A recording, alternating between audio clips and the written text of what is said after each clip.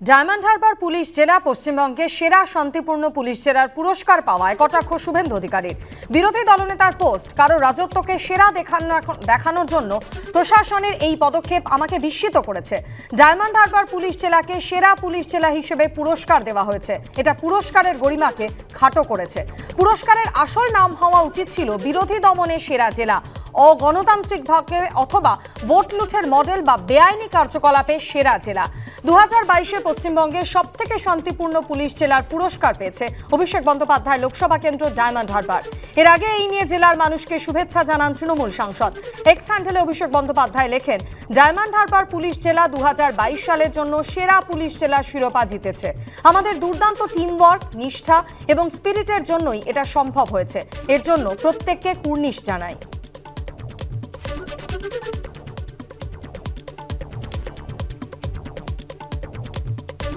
Diamond Harbour police জেলা পশ্চিমবঙ্গে সেরা শান্তিপূর্ণ পুলিশ জেলার পুরস্কার পাওয়ায় কটাক্ষ করেছেন বিরোধী দলনেতা। বিরোধী দলনেতা পোস্টে লিখেছেন, কারোর রাজত্বকে সেরা দেখানোর জন্য প্রশাসনের এই পদক্ষেপ আমাকে বিস্মিত করেছে। ডায়মন্ড হারবার পুলিশ জেলাকে সেরা পুলিশ জেলা হিসেবে পুরস্কার দেওয়া হয়েছে। এটা পুরস্কারের গরিমাকে খাটো করেছে। পুরস্কারের আসল নাম হওয়া উচিত ছিল বিরোধী দমনে সেরা জেলা, অগণতান্ত্রিকভাবে অথবা ভোট লুঠের মডেল বা বেআইনি কার্যকলাপে সেরা জেলা। কটাক্ষ করেছেন শুভেন্দু অধিকারী।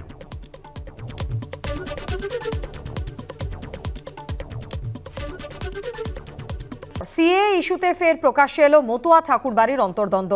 নিঃস্বার্থ নাগরিকত্বের দাবিতে আগামী 28শে ডিসেম্বর সংঘাতিপতি মমতা বালা ঠাকুরের নেতৃত্বে ধর্মতলায় সমাবেশের ডাক দিয়েছে অল ইন্ডিয়া মতুয়া মহাসংঘ।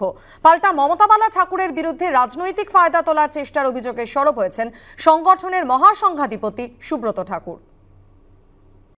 লোকসভা ভোটের আগে ফের সিএএ ইস্যুতে সরগরম মতুয়া ঠাকুরবাড়ি। এই ইস্যুতে আবার প্রকাশ্যে অল ইন্ডিয়া মতুয়া মহাসংঘের অন্তর্দ্বন্দ্ব। নিঃস্বার্থ নাগরিকত্বের দাবিতে আগামী 28শে ডিসেম্বর ধর্মতলায় সমাবেশে ডাক দিয়েছে অল ইন্ডিয়া মতুয়া মহাসংঘের একটি অংশ, যার নেতৃত্বে রয়েছেন সংগঠনের সংঘাধিপতি ও প্রাক্তন তৃণমূল সাংসদ মমতা বালা ঠাকুর। সমাবেশে 50,000 মতুয়া ভক্ত উপস্থিত হবেন বলে শনিবার সাংবাদিক সম্মেলনে দাবি করেছেন মমতা বালা ঠাকুর। নাগরিকত্বের জন্য নথিপত্র দেওয়ার বিরোধিতায় সরব হয়েছেন তিনি। একটা কেন্দ্রীয় মন্ত্রী কি করে বলে এটা কি পয়সা ইনকাম করে শান্তনু ঠাকুরের একটা রাস্তা তৈরি করে দিয়ে গেল নাকি সেটাও তো আমরা জানতে পারছি না। ভাবতা কেন দিচ্ছে? আর এরা 19 থেকে আর এই যে 23 পর্যন্ত তারা এখনো আমাদের দিতে পারলো না। সামনে 3 মাস থেকে 4 মাস আছে, তারা আর কত ভাওতা দেবে, আমাদের নিয়ে কত সিনেমিনি খেলবে। আমরা তার প্রতিবাদ সেজন্য করতে যাচ্ছি।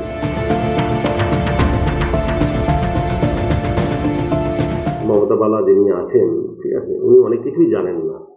লড়াই, মতুয়াদের লড়াই, অ্যাকচুয়ালি কারা কারা এর সাথে লড়াই করেছে, কি ম্যাটার, উদ্বাস্তু যে কারা আছে, তাদের আর্থসামাজিক, অর্থনৈতিক, ভৌগোলিক এই জায়গাগুলো যদি না বুঝে আমি যদি কোনো কথা বলি, আর সেটা হচ্ছে সাময়িক, আমি মানে লোকপ্রিয় হওয়ার জন্য মানুষের কাছ থেকে সাময়িকভাবে আমি করবো যে আমি কিছু হয়ে পড়েছি, দেখো আমার দিকে আসো, এই জিনিসটা আমি মনে করি সেই মতুয়াদের জন্য এবং সেই উদ্বাস্তু মানুষগুলোর জন্য খুবই খারাপ আগামী ভবিষ্যৎ। 2019 সালের 12ই ডিসেম্বর রাষ্ট্রপতি স্বাক্ষরের পর সিএএ আইনে পরিণত হয়েছে। তারপর 4 বছর কেটে গেলেও এখনও সেই আইন কার্যকর হয়নি। নভেম্বরে রাস উৎসবে ঠাকুরনগরের ঠাকুরবাড়িতে এসে ফের আগামী বছরেই সিএএ চালু করার দাবি করেছেন কেন্দ্রীয় স্বরাষ্ট্র প্রতিমন্ত্রী অজয় মিশ্র। लोकसभा की विधान बनाने की समिति ने 9 जनवरी 2024 का समय तय किया है और राज्यसभा की विधान बनाने की समिति ने 20 मार्च 2024 का समय तय किया है। अभी इस दौरान ये नियम कानून बन जाने की संभावना है। কেন্দ্রীয় স্বরাষ্ট্র প্রতিমন্ত্রীর এই দাবি ঘিরে লোকসভা ভোটের আগে রাজ্য রাজনীতিতে তুঙ্গে চাপানুতোর। এবার সিএ ইস্যুতে ফের চাপানুতোর শুরু হলো মতুয়া ঠাকুরবাড়ির অন্দরে। সমীরণ পাল, এবিপি আনন্দ, উত্তর 24 পরগনা।